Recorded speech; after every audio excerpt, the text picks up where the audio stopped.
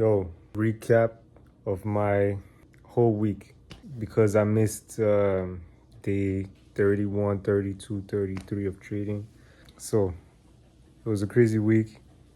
A lot of learning this week, a lot of learning. Day 31 and 32, if I'm not mistaken. So Wednesday and Thursday were both losing days. Both of them for the same reason. The same reason. I would take a trade, and as soon as price will move in my direction, I will go break even. Then this causes price to obviously come back, take me out, and now I'm looking for a re-entry at a slightly worse price.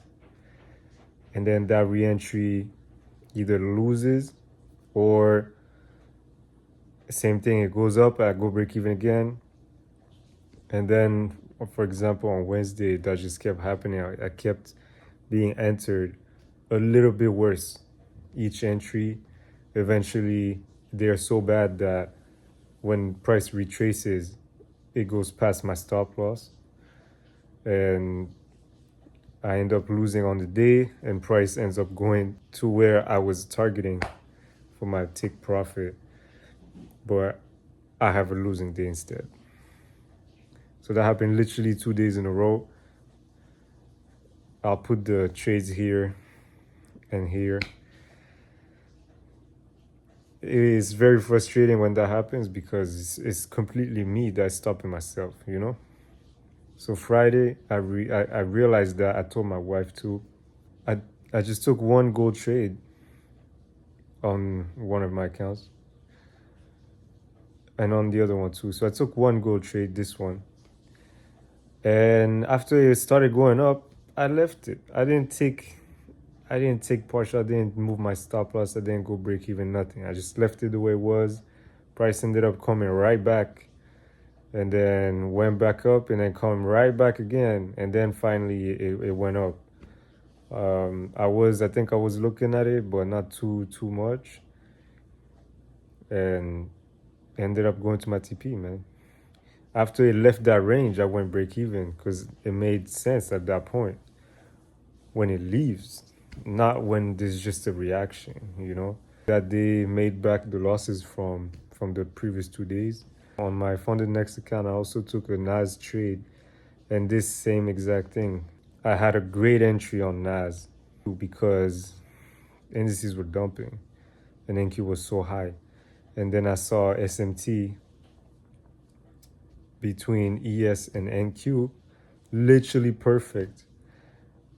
And I took the sell and it went down a little bit and I went break even.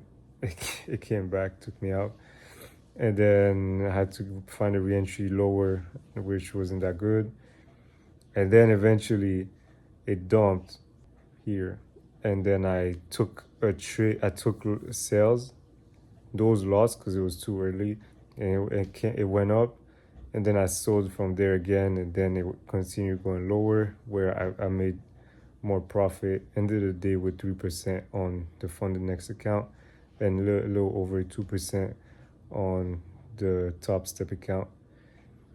So that NQ setup, honestly, if I took from the top, left my stop loss nice and wide, we'll be in. From the very top, probably would make around 4 or 5% from just that trade, but it's okay. I'm glad that I was able to notice that SMT and it was a perfect setup, honestly. Next time I can just, let it breathe. When I let it breathe, I can see so much more, like success.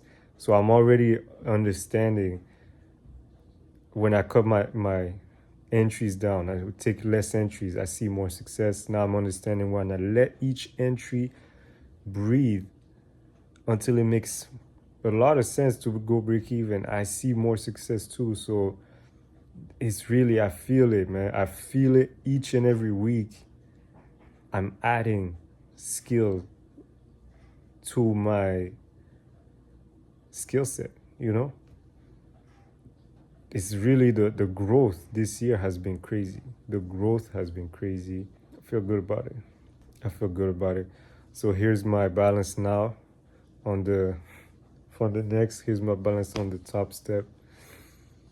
Yeah, we're just working. This is the real work. This is my real work, my business, you know. Not my job, this is my business. And yeah. This is the recap for the week. A bit of a longer video. We're back next week, man. It's my road to $10,000 in 1 month. We're right there.